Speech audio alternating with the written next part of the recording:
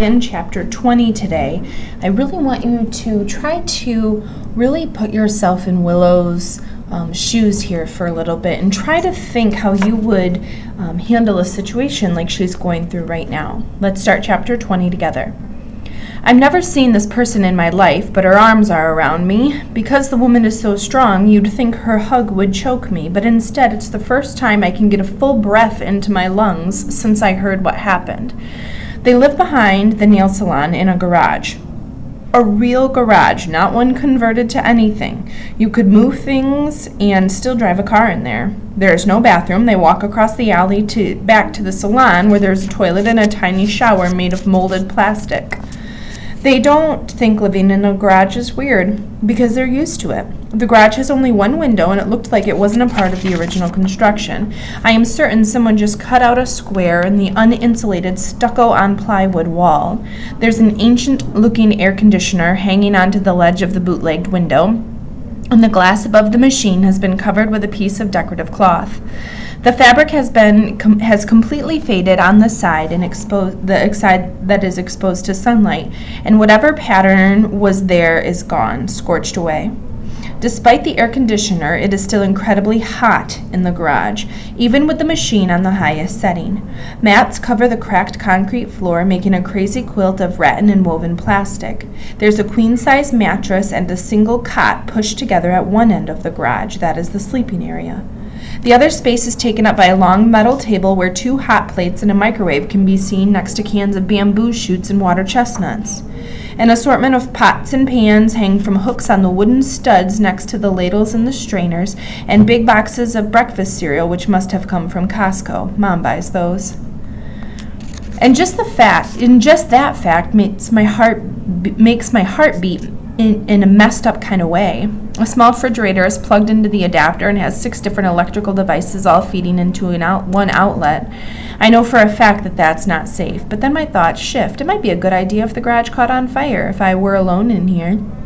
But if I got trapped in a blaze started by arching electrical overload in the wall of the garage, the searing pain of losing my mom and dad would go up in smoke with me. I would be released and I would be set free. Guys, that's a really big piece of this story. Her life is feeling so empty and she's feeling so lost. She would rather not be around anymore than tackle what's going on, and that's just not a healthy way of thinking. And whenever anything like that is ever going on, the idea of engaging with other people is the number one thing that you do. You talk to somebody about that. So let's see what Willow does. Mai wants to know if I want to lay down, but I can't speak in any language.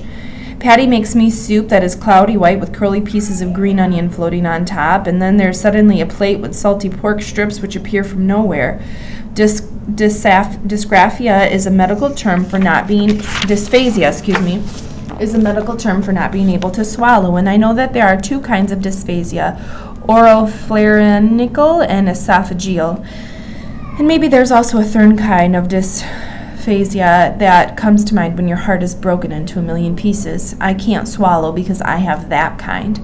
Mai tells her brother to go across the alley, and he only snarls at her. He asks her in Vietnamese, "Why are you always telling me what to do? It's just not right."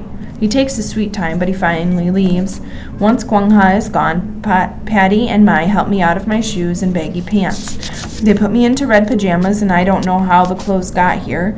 I still can't eat any food, and it's not just because I'm a vegetarian. Mai's mother pours some soup into a coffee mug, and she holds it to my lips. It's like coaxing a baby bird, tiny gulps. I know that it's hard. I know how hard that is because I was a parent. So I take small sips that taste salty, like drinking someone's cloudy tears. And then Patty lights incense that is in the shape of a triangle, and she places it on a red plate, and she bows her head, and her eyes glisten, and she takes my hand, and we both cry. Mai leans against her mother, and for the first time in my life, my memory disappears. I know I will remember nothing of this night, because I will try as hard as I can to never think of it again, but I will win that battle.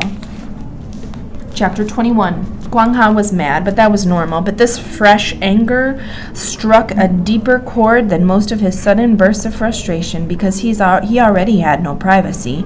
He slept wedged next to his sister and his mother. What is the difference? What difference did it make that he was on his own mattress? Who was anyone kidding? They lived in one room that was a garage now, and they were letting someone view their situation and, worse, be a part of it. It was all just too much. The little girl was strange. Couldn't everyone see that? Look at her clothes and her hair and her glasses and her luggage with wheels. Listen to her wispy voice and her laugh, which sounded like someone choking. Come on, she spoke Vietnamese. What was that about? And maybe she was some kind of spy, or at very least a complete nerd, and you only learn the language if it was jammed down your throat like everything else in his life. He was not going to feel sorry for her because her parents died in a car crash. Okay, so maybe he felt sorry for her when he first heard and she was shaking, but he wasn't going to right now. No way, no how. He was only going to feel sorry for himself because he didn't ask to be born. He didn't ask to have his father drive off in a truck and never return. He didn't ask to have every single thing in his life smell like fingernail polish. His clothes and even his shoes had that chemical stink.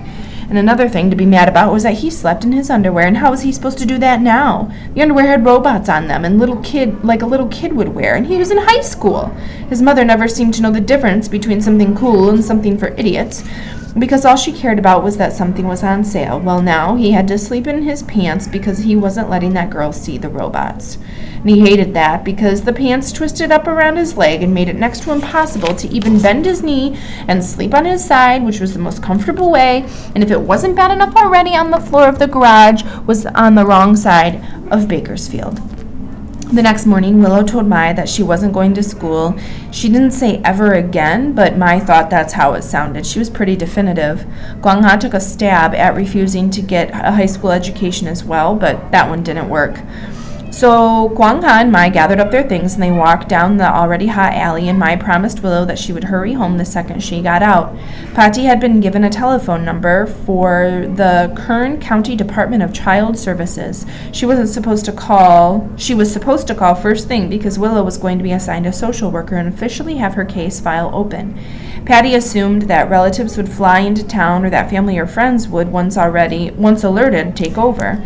Everyone has a network of people in their lives, right? Patty only hoped that the group assembled to take care of the odd little girl with dark, wet eyes would do a good job. And that's where we're going to end for today.